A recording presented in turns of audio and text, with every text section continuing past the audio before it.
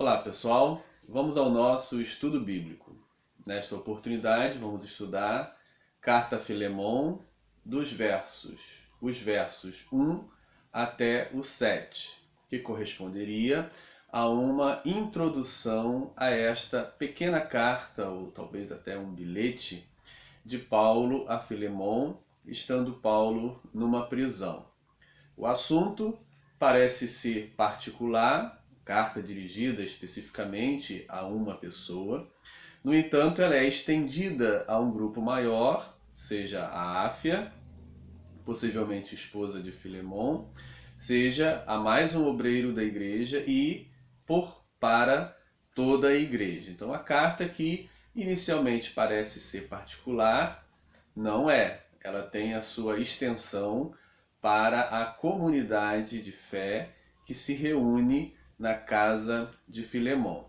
Então, esses 7 primeiros versículos podemos chamá-los de uma introdução à carta a Filemon, onde a temática principal já se apresenta, que é o amor. Tema que vai reger esse pequeno bilhete é o amor. Assim, Paulo inicia a sua carta, como tradicionalmente faz em todas as outras, com um modelo epistolar de sua época, contendo o remetente, o destinatário, a saudação e ações de graça, agradecimentos a Deus pela vida daquele a qual ou daqueles aos quais dirige-se a carta. Diz assim o verso 1. Paulo, prisioneiro de Cristo Jesus, e o irmão Timóteo, ao amado Filemon, também nosso colaborador. Diferentemente de todas as grandes cartas, aqui Paulo não utiliza o seu título apóstolo de Cristo. Pelo contrário, utiliza um outro título que é prisioneiro de Cristo. Essa manifestação desse título de prisioneiro de Cristo também vai aparecer na carta aos Efésios, capítulo 3, verso 1, e na segunda carta a Timóteo, capítulo 1, verso 8.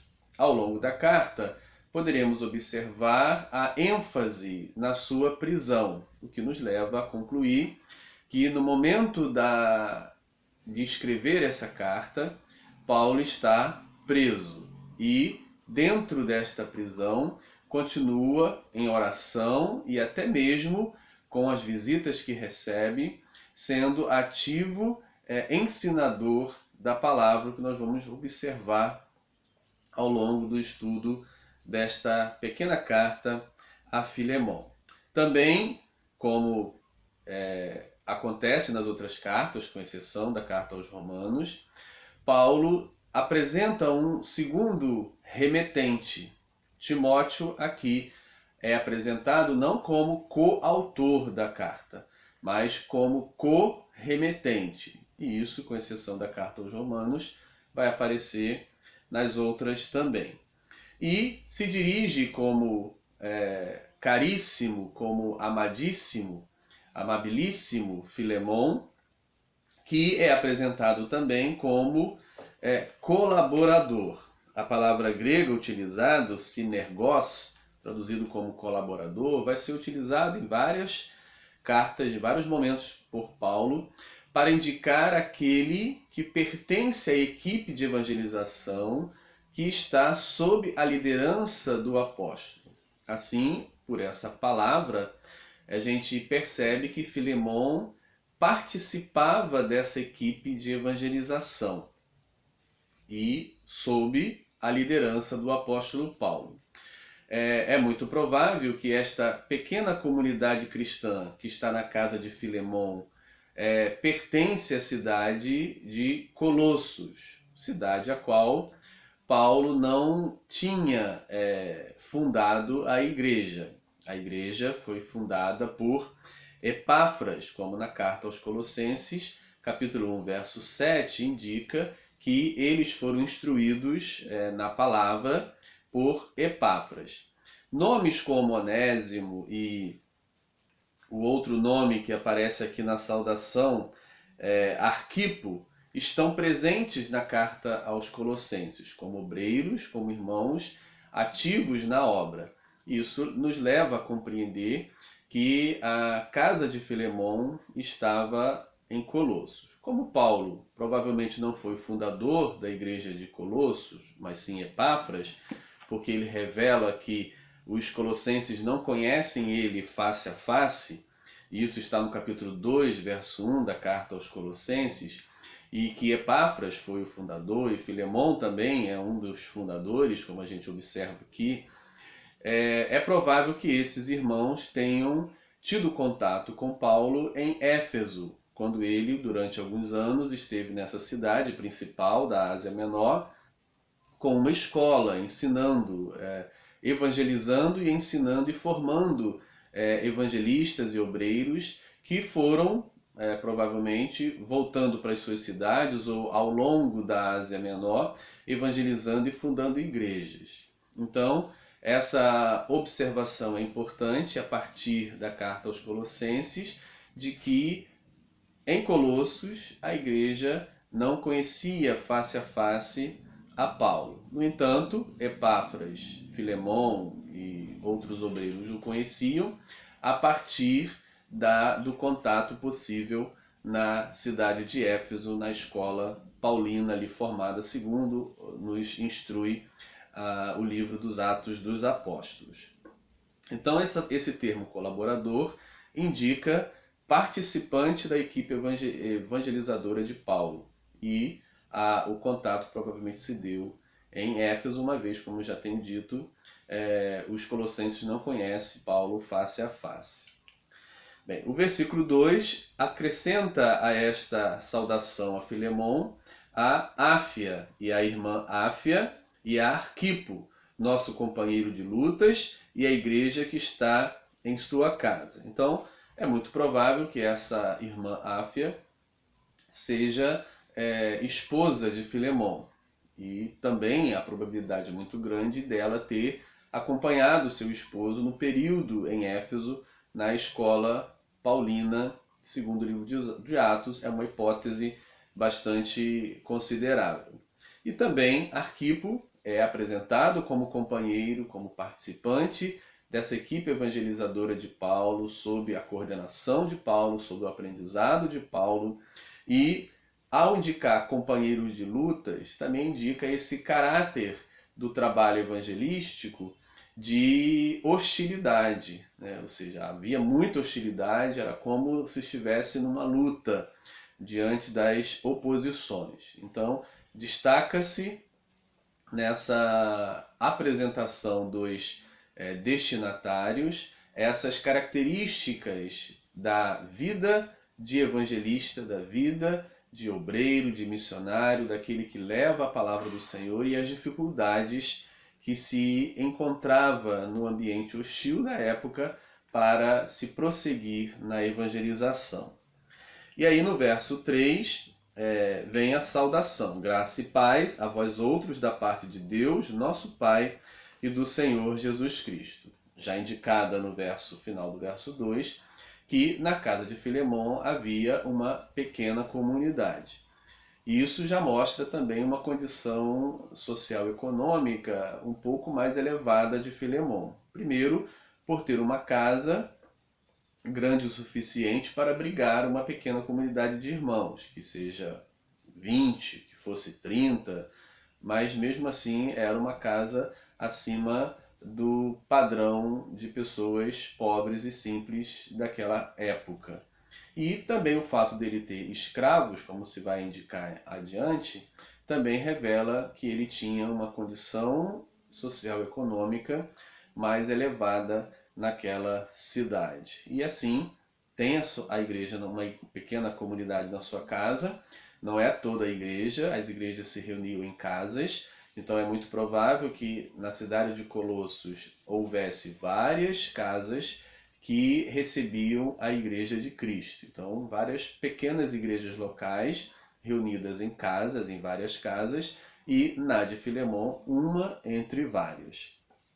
E a saudação do verso 3 é muito comum diante de todas as outras que vai aparecer, destacando sempre Deus com o título de Pai e Jesus Cristo com o título de Senhor. Aquele que é o Pai e aquele que é o Senhor. No versículo 4, então, começa a ação de graça, que também faz parte dessa estrutura epistolar, desse gênero literário epístola, utilizado por Paulo muitas vezes.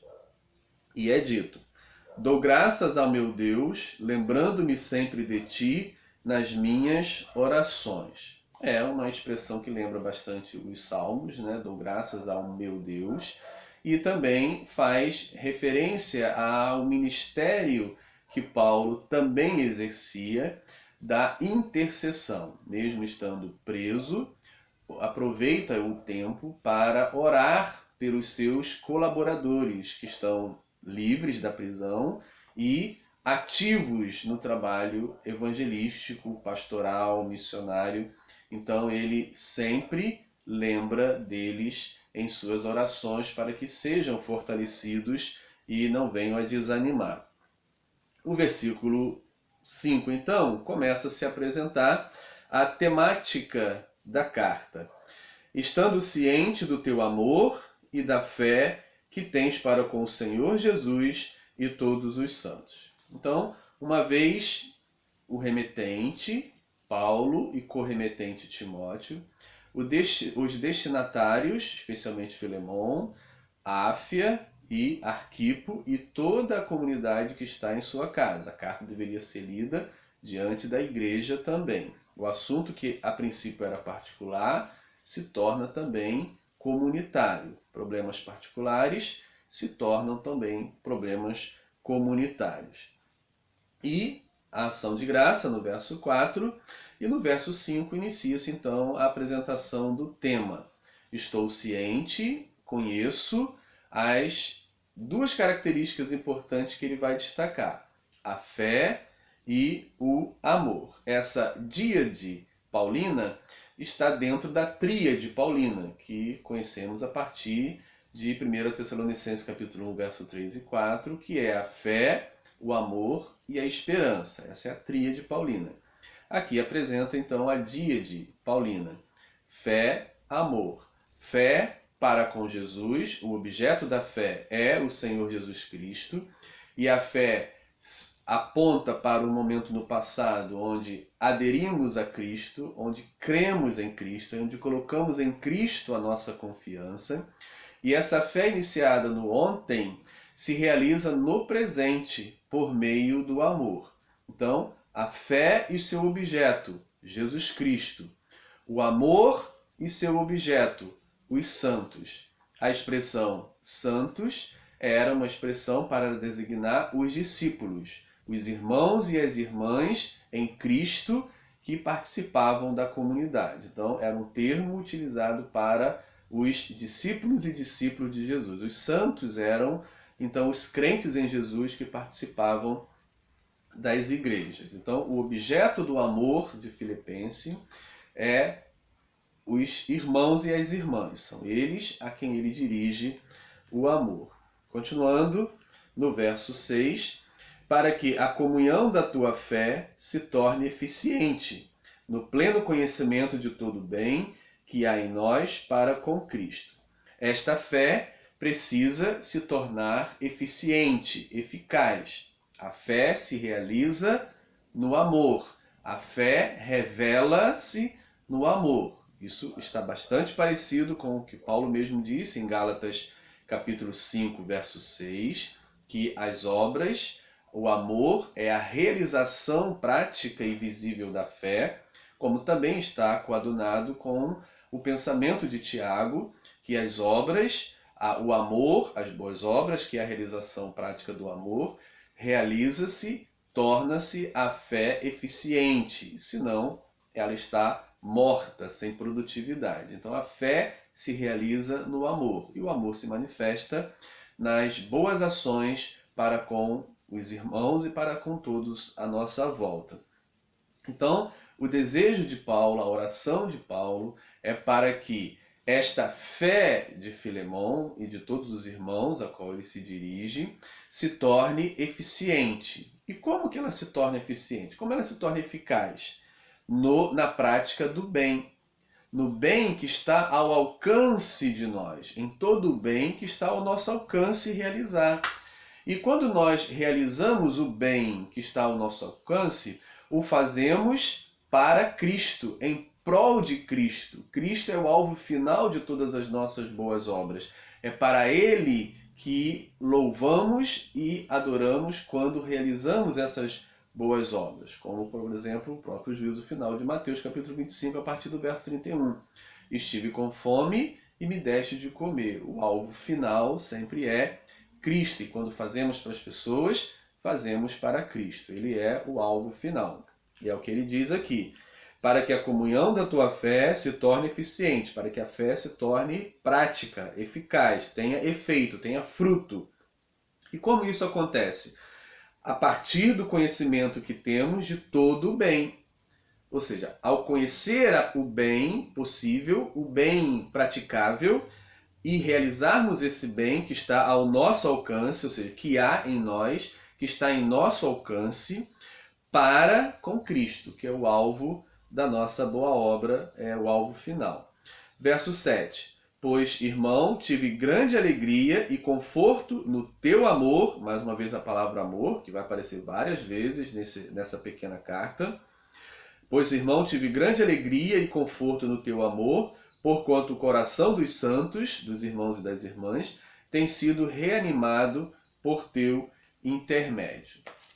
Então a gente observa que Paulo, mesmo estando na prisão, sente-se confortado e alegre de verificar que os seus colaboradores, especialmente aqui Filemão, está firme na fé e na prática do amor, e que os irmãos e irmãs da comunidade que se reúne em sua casa têm sido fortalecidos, animados, socorridos por esse irmão. E isso traz alegria e plena satisfação a Paulo, do que aquilo que ele ensinou, daquilo que ele passou aos seus colaboradores, na prática está sendo cumprido, que o amor é a evidência da fé de cada um deles, que se manifesta no socorro aos irmãos e às irmãs. Eles têm sido reanimados por seu intermédio. Então você tem sido um instrumento